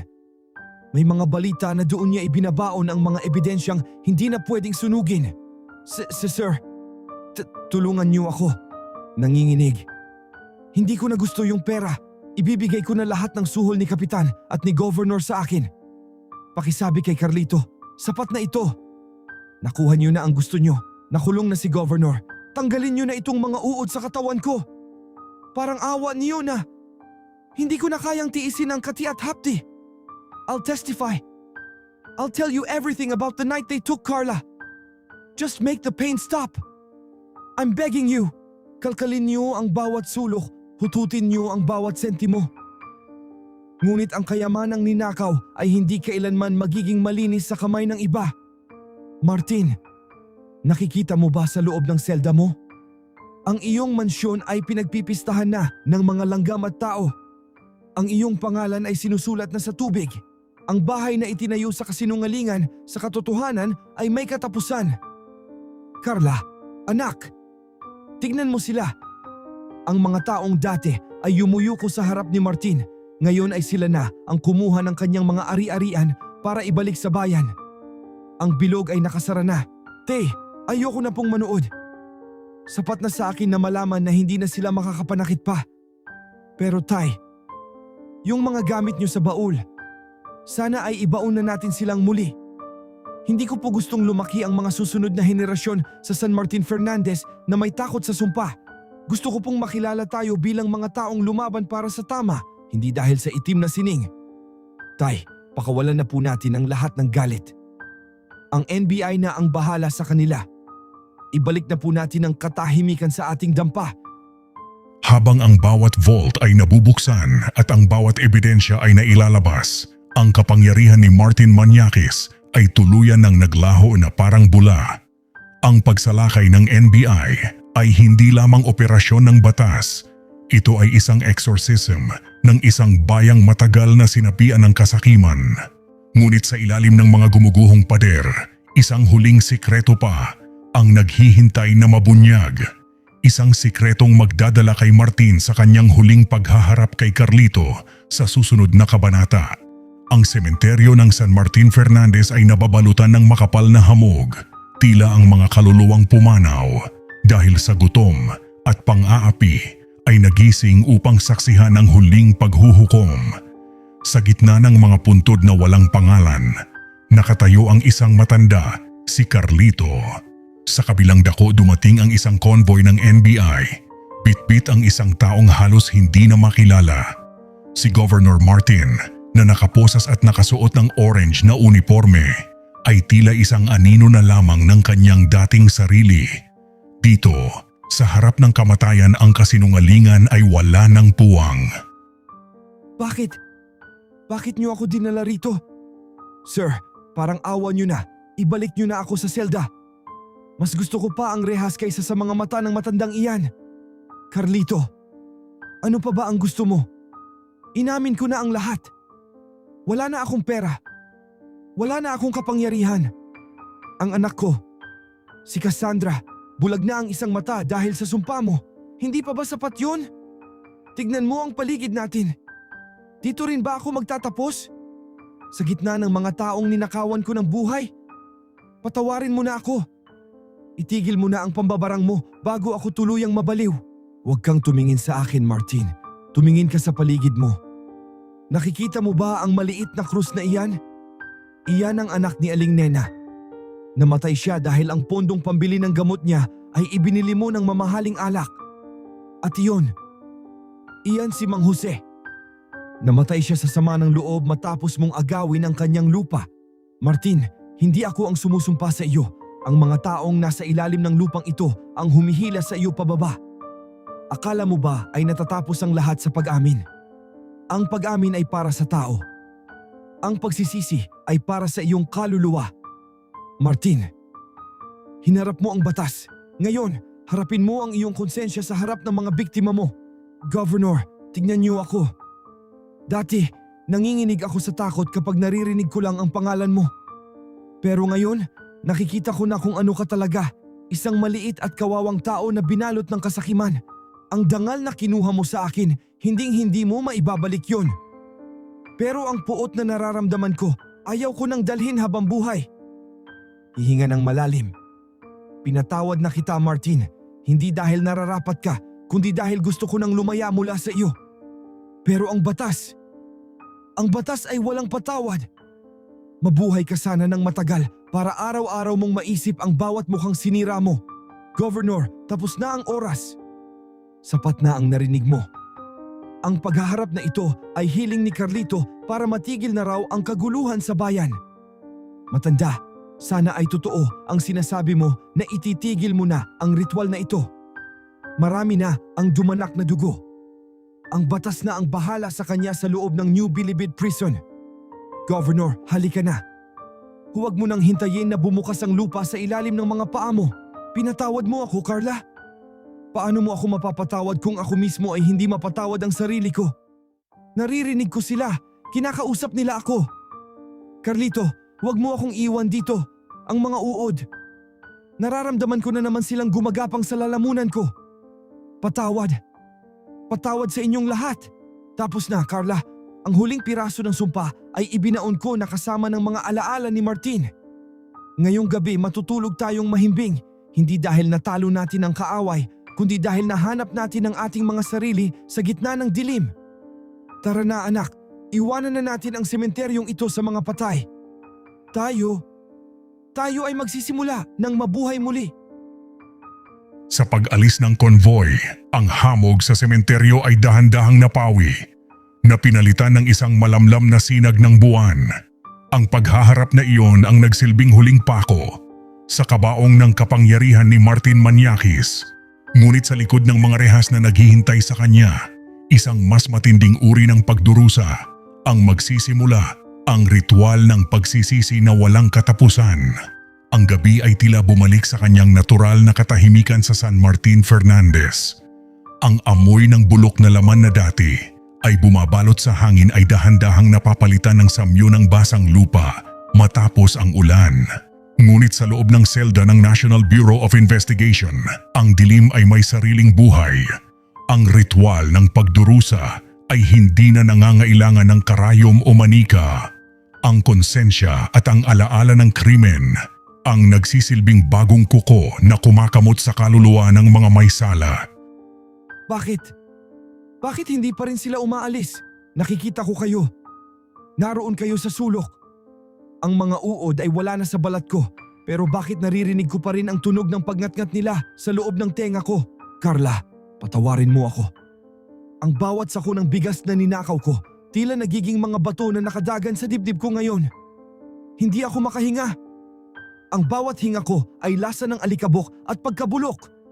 Isang gabi pa lang ako rito sa rehas, pero pakiramdam ko ay isang siglo na akong nakalubog sa putik. Maawa kayo, patayin niyo na lang ako kung hindi niyo rin lang ako patatahimikin. Governor, wala na pong nakikinig sa inyo. Kahit ang mga bantay, ayaw lumapit sa atin dahil amoy bangkay pa rin tayo. Yung mga uod sa tiyan ko, nawala na. Pero ang sakit, Governor! Ang sakit ng bawat bahagi ng katawan ko na tila hinati-hati ng libu-libong kutsilyo. Ito na ba ang kapalit ng pagsunod sa inyo? Ito na ba ang halaga ng mga suhol na tinanggap ko? Mas gusto ko pang mamatay sa gutom kasama ng mga tao sa plaza kaysa mabuhay ng ganito sa loob ng impyernong ito. Patawad Carla, patawad Carlito, itigil niyo na ito. Nurse, nakikita ko na po ang liwanag mula sa bintana. Ang pangangati sa balat ko, wala na po. Pero ang bigat sa puso ko, parang hinding-hindi na mawawala. Nung nawala ang sumpa, doon ko lang nakita ang tunay na dumi. Hindi ito yung mga uod, kundi yung katotohanan na ang bawat luho ko ay galing sa paghihirap ng iba. Dad, I hope you're listening. Hindi na ako galit kay Carlito. Galit ako sa atin. Sana paglabas ko rito, magawa kong ibalik kahit katiting na kabutihan sa bayang ito. I want to live, not as a princess, but as a person who knows the value of a single grain of rice. Isang huling dasal para sa mga kaluluwang naligaw ng landas. Ang apoy na ito ang tatapos sa ugnayan ng puot. Carla, anak, tignan mo. Ang manika ay nagiging abo na. Ang bawat tusok na ginawa ko ay binubura na ng apoy ng pagpatawad. Ang nasimulan sa dilim, sa liwanag ay magtatapos. Ang gapos ng sumpa sa wakas ay malalagot. Hindi na sila babalik, Carla. Ang kanilang pagdurusa ay hindi na galing sa aking kamay, kundi sa kanilang sariling budhi. Tapos na ang aking tungkulin bilang mangbabarang. Ngayon gusto ko na lang maging tatay mo. Tay, ang gaan na po ng pakiramdam ko, parang may mabigat na talukap na inalis sa mga mata ko. Tignan niyo po ang plaza. Nagsisimula nang dumating ang mga tunay na ayuda mula sa gobyerno. Ang mga bata ay tumatawa na. Tay, salamat dahil hindi niyo hinayaang lamunin kayo ng dilim hanggang dulo. Salamat dahil pinili niyo ang buhay para sa atin. Ngayong gabi wala na tayong kailangang itago. Ang San Martin Fernandez ay malaya na. Habang ang abo ng itim na manika ay itinatangay ng hangin patungo sa dagat, ang sumpa ay tuluyan ng naglaho. Ngunit ang ritual ng pagdurusa ay mananatili sa loob ng selda ni Martin Maniakis. Hindi ito matatapos sa isang gabi o sa isang taon. Ito ay isang habambuhay na pagbabayad para sa isang pusong naging sakim sa pera at kapangyarihan. Sa labas, ang bukang liwayway ay nagbabadyang magdala ng bagong simula.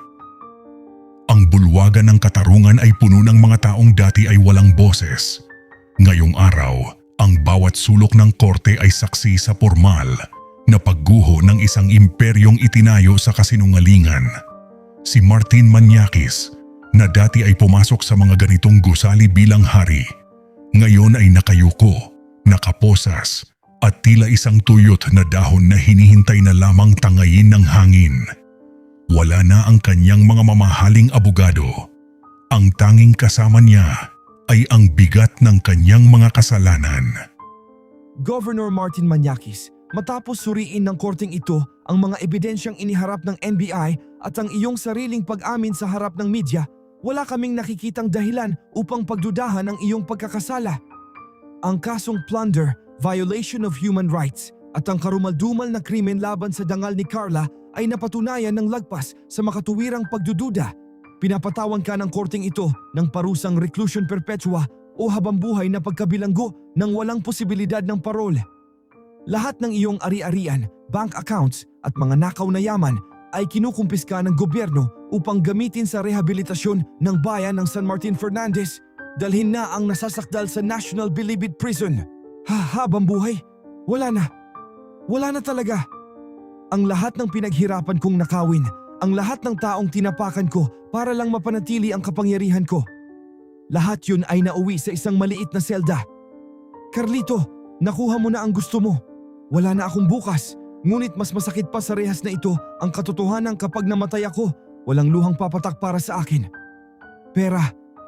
Ang akala ko ay ililigtas ako ng pera, pero ito pala ang kabaong na maglilibing sa akin ng buhay. Tanggap ko na. Tanggap ko na ang hatol. Hukom, salamat po sa katarungang ito. Martin, tignan mo ang mga taong nasa likod ko. Sila ang mga taong tinawag mong basura. Sila ang mga taong ninakawan mo ng pagkain at kinabukasan. Ngayong araw hindi kami nagbubunyi dahil sa iyong paghihirap, kundi dahil sa wakas ay malaya na kami sa takot mo. Ang bawat sentimong ibabalik mo sa bayan ay magsisilbing gamot sa mga sugat na iniwan mo. Tapos na ang iyong panahon. Ang San Martin Fernandez ay hindi na sa iyo. Ito ay sa amin na muli. Ang kapangyarihan ay parang hiram na damit, Martin. Kapag dumating ang gabi, kailangan mo itong hubarin at harapin ang katotohanan ng iyong katawan. Salamat dahil ang batas ng tao ay nagising din sa wakas.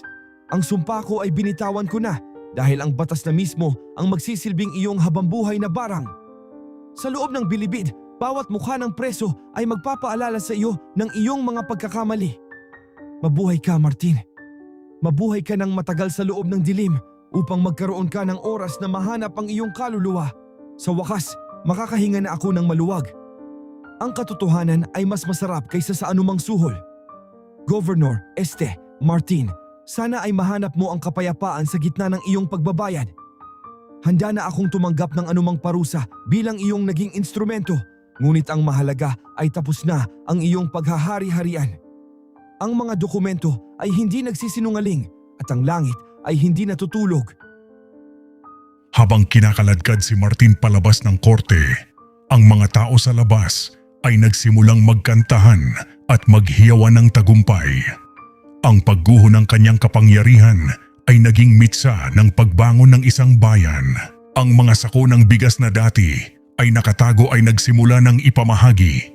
Ngunit sa gitna ng kagalakan isang huling kabanata pa ang naghihintay o ang kabanata ng pagsisisi at ang huling mensahe para sa mga taong sakim sa pera.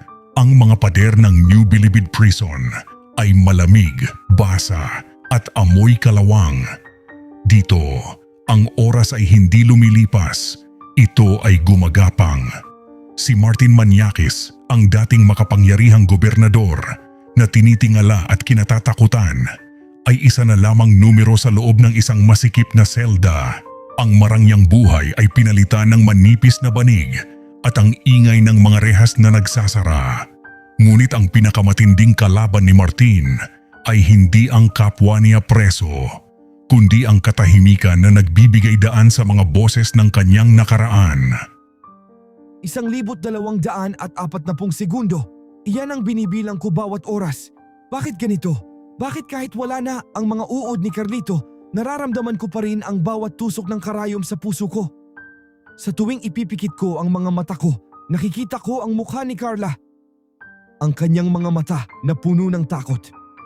Martin, anong ginawa mo? Saan napunta ang lahat ng perang ninakaw mo? Hindi kanyan mabibilhan ng kalayaan. Guard, patayin niyo ang ilaw. Ayoko nang makita ang sarili ko. Ayoko nang makita ang bungo na nasa salamin. Cassandra, anak ko, sana ay mapatawad mo ang daddy. Pinanganak kitang prinsesa pero iniwan kitang may markang hindi mabubura. Ito na ba ang katapusan ko? Ang mabulok dito na walang nakakaalala sa pangalan ko kundi bilang isang halimaw. Daddy, tumingin ka sa akin. Wala na ang mga sugat sa balat ko pero ang peklat sa puso ko habang buhay na itong nandoon. Hindi ako napunta rito para sabihing mahal kita, Daddy.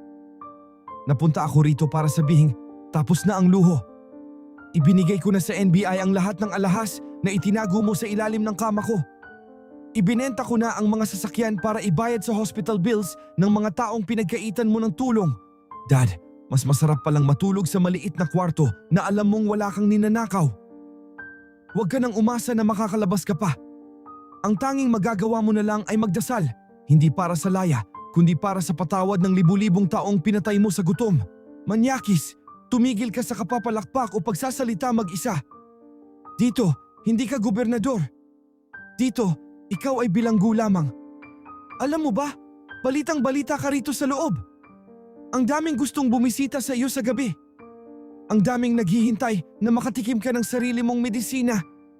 Yung mga dating bodyguard mo, nandoon sa kabilang building halos isuka ka na rin nila para lang gumaan ang sentensya nila. Walang loyalty dito, Manyakis. Ang pera mo, walang silbi sa ilalim ng araw. Mabuti pang sanayin mo na ang sarili mo sa amoy ng selda dahil ito na ang magiging huling tahanan mo. Nararamdaman ko ang kanyang pighati. Hanggang dito sa labas, ang hangin ay may dalang pait mula sa direksyon ng kulungan. Martin, ang pagsisisi ay hindi nagbubura ng kasalanan pero ito ang naglilinis ng kaluluwa. Carla, anak, huwag mo na siyang isipin. Ang kanyang rehas ay hindi gawa sa bakal kundi sa mga luhang kinuha niya sa atin.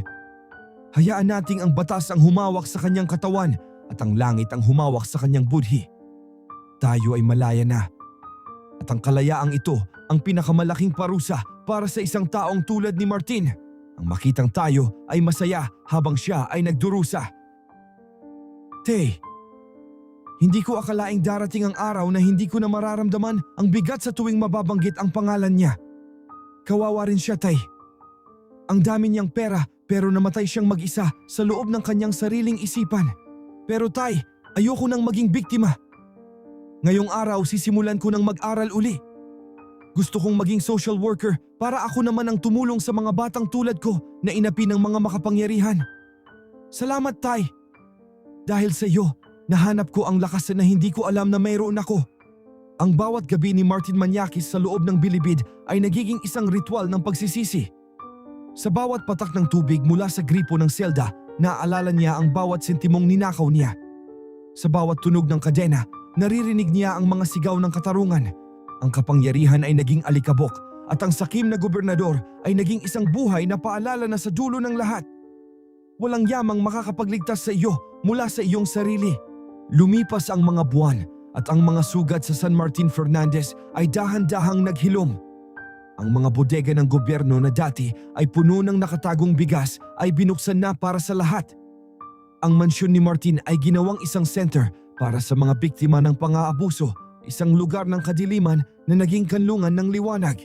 Ngunit bago tayo magpaalam, pakinggan natin ang huling tibok ng puso ng mga taong naging bahagi ng trahedyang ito. Ang bawat salita nila ay aral na itatatak natin sa ating mga isipan. Kamisteryo TV, heto na po ang dulo ng aking kwento. Tumingin ako sa salamin kanina at hindi na ang takot na Carla ang nakita ko. Nakita ko ang isang babaeng lumaban, nagpatawad at muling bumuo ng kanyang sarili. Ang bawat peklat sa aking braso ay hindi na tanda ng kahihiyan, kundi medalya ng aking katatagan. Martin Manyakis, nasa loob ka man ng rehas, hindi na kita kinamumuhian. Dahil ang galit ay isang uri rin ng kulungan at pinili ko nang lumabas doon. Sa lahat ng mga kabataang dumaranas ng hirap at pang-aapi, huwag kayong mawawala ng pag-asa. Ang katarungan ay maaaring magtagal, ngunit hinding-hindi ito natutulog. Ngayon, nag-aaral na po ako uli. Gusto kong maging tinig ng mga walang boses. Ito ang aking panibagong bukas. Ang baul ay ibinaon ko na sa ilalim ng pinakamatandang puno ng kaimito sa aming bakuran. Doon na lang sila, hayaan nating kainin ng lupa ang mga gamit ng dilim. Carla, anak, patawarin mo ako kung gumamit ako ng itim na sining. Ngunit sa mundong pinamumunuan ng mga demonyo, kailangan mo ring maging mas mabagsik para maprotektahan ang iyong mahal sa buhay. Ngunit ngayon, ang mga kamay ko ay hindi nahahawak ng karayom, kundi ng mga buto ng halaman na itatanim natin para sa kinabukasan. Ang sumpa ay tapos na, ang liwanag ay dumating na. Ang tunay na kapangyarihan ay wala sa barang, kundi sa katapangan nating harapin ang bukas ng walang bahid ng dumi sa ating konsensya. Wala na po akong Manyakis sa aking pangalan. Pinili ko nang gamitin ang apelyido ng aking ina. Binibisita ko pa rin si Daddy sa bilibid, pero hindi para humingi ng pera, kundi para ipagdasal ang kanyang kaluluwa. Ang bawat sentimong ibinalik ko sa bayan ay hindi kabayaran, kundi panimula ng aking paghingi ng tawad. Carla, kung naririnig mo man ito, salamat. Salamat dahil hindi mo hinayaang maging katulad mo ang daddy mo. Salamat dahil binigyan mo ako ng pagkakataong makabawi. Hinding-hindi ko nahahayaang ang luho ang magtakda ng aking halaga. Hustisya. Ito ang tunay na kayamanan. Zelda 402. Ito na ang mundo ko. Gabi-gabi, naririnig ko ang bulong ng mga taong ninakawan ko. Ang pera ko, naging alikabok. Ang kapangyarihan ko, naging kadena. Carlito, Carla, tama kayo. Ang pagsisisi ay mas masakit kaysa sa anumang uod o karayom. Mabubuhay ako rito, kakain ng panis na rasyon at hihiga sa simento. Ito ang nararapat sa isang taong naging sakim sa pera. Huwag niyo akong tularan. Ang yaman na galing sa dumi rin ng hantong. Patawad sa lahat. At dito nagtatapos ang kwento ni Carla, ni Carlito at ng sakim na si Governor Martin. Isang kwentong nagsimula sa dilim ng pagnanasa at natapos sa liwanag ng hustisya. Ang San Martin Fernandez ay hindi na lamang isang lugar ng katatakutan, kundi isang simbolo ng pagbangon. Tandaan niyo mga Kamisteryo TV, ang pera ay papel lamang na nasusunog, ngunit ang dangal at ang katarungan ay mananatili habang buhay. Sa susunod na makakita kayo ng isang taong sakim sa kapangyarihan, tandaan niyo ang barang na sumpa. Dahil ang bawat kasamaan ay may katapat na kabayaran. Ako si Carla at ito ang aking kwento. Magandang gabi, Kamisteryo TV.